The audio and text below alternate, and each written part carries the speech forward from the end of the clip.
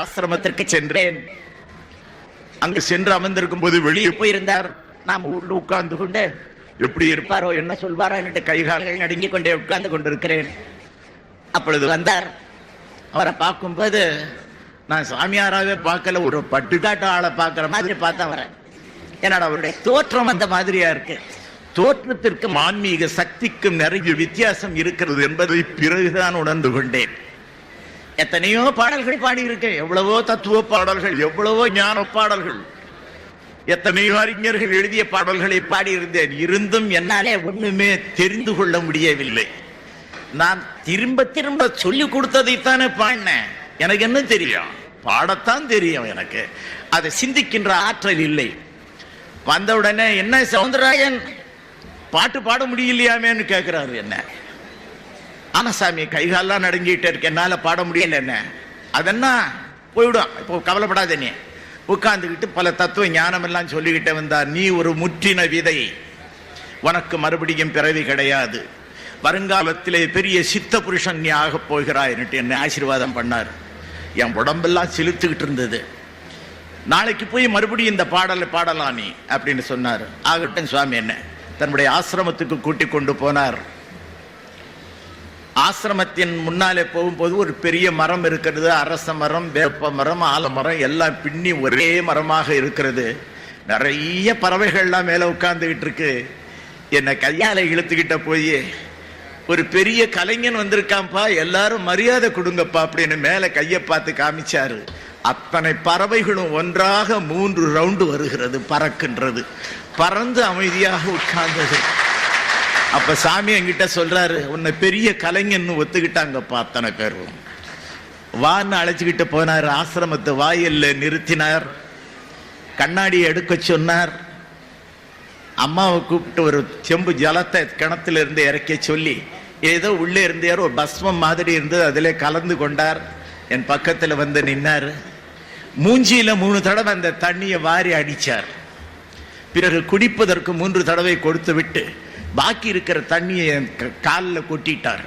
வா உள்ள வந்து உட்கார, தொடச்சிக்காது அப்படின்னு உட்கார்ந்த உடனே சில புஸ்தகங்களை எல்லாம் வலம்புரி ஜான் அவர்கள் எழுதிய புஸ்தகங்களே எடுத்து கொடுத்தார் என்கிட்ட. படிச்சு பார்த்தா தமிழ் தான், ஆனா வார்த்தைகள் ஒண்ணுமே புரிய மாட்டேங்குது. ஏதோ ஏதோ வார்த்தைகள் இருக்கு, அது என்னவென்று புரியவில்லை. ஒரு 10 நிமிஷம் படிச்சுக்கிட்டே இருந்தேன். சாமி ஒன்றும் விளங்கல சாமி அப்படின்னா கொடுத்துரு புஸ்தகத்தை அப்படின்னாரு.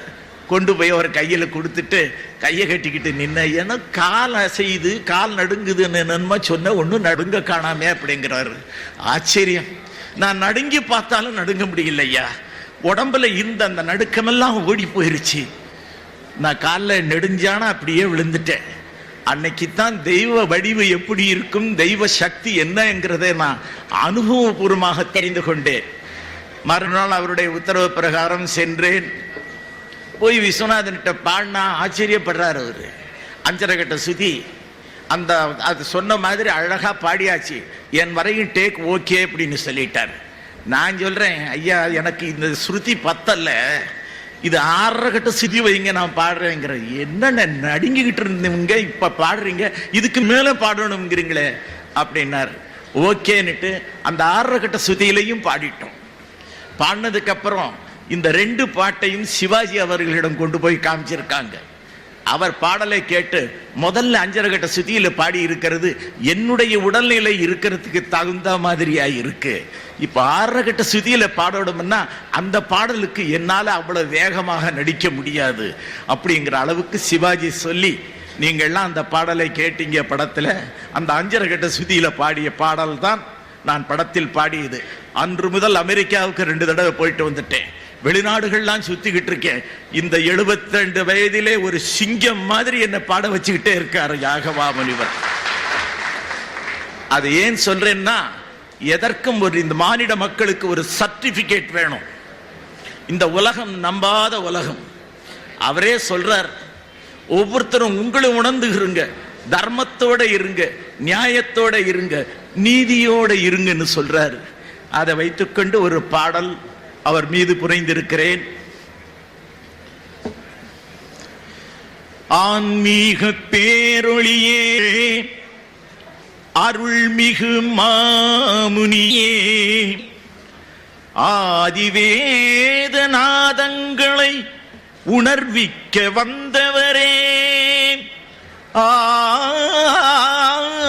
ஆதிவேத நாதங்களை உணர்விக்க வந்தவரே, ஆன்மீக பேரொளியே அருள்மிகு மாமுனியே, ஆதிவேத நாதங்களை உணர்விக்க வந்தவரே, அல்லலுற்று வாழும் மாந்தர் நல்லின்பம் பெற்றிடவே, அல்லலுற்று வாழும் மாந்தர் நல்லின்பம் பெற்றிடவே, அவனிலே பிறப்பெடுத்த யாகமா மாமுனியே, அவனியிலே பிறப்பெடுத்த யாகமா மாமுனியே, ஆன்மீக பேருளியே அருள்மிகு மாமுனியே, காற்று நீர் நட்சத்திரம் விளக்கம்தான் யாகவா, காற்று நீர் நட்சத்திரம் விளக்கம்தான் யாகவா, கருமத்தை அழித்து தர்ம நிலை நாட்ட பிறந்தவரே, கருமத்தை அழித்து தர்மம் நிலை நாட்ட பிறந்தவரே, கருமத்தை அழித்து தர்மம் நிலை நாட்ட பிறந்தவரே, ஆன்மீக பேரொளியே அருள்மிகு மாமுனியே, ஞானம் கொள்ள சொல்பவரே நிதானம் கொள்ள வைப்பவரே, தானம் ஞானம் கொள்ள சொல்பவரே நிதானம் கொள்ள வைப்பவரே, நிம்மதியை தருவதற்கு நல்ல பாதை வகுப்பவரே, நிம்மதியை தருவதற்கு நல்ல பாதை வகுப்பவரே, நிம்மதியை தருவதற்கு நல்ல பாதை வகுப்பவரே, ஆன்மீக பேரொளியே அருள்மிகு மாமுனியே, உலகில் தர்மம் அழியும் போது புவன உவாய புவன புவனஹாய புவன உக்ரஹாய உக்ரஹா, புவன உவாய புவன புவனஹாய புவன உக்ரஹாய உக்ரஹா, இடி மின்னல் பூகம்பம் சூறாவளி காற்று அக்னி பஞ்சம் பட்டினி உலகெங்கும் நடத்தும் யாகவா யாகவா யாகவா.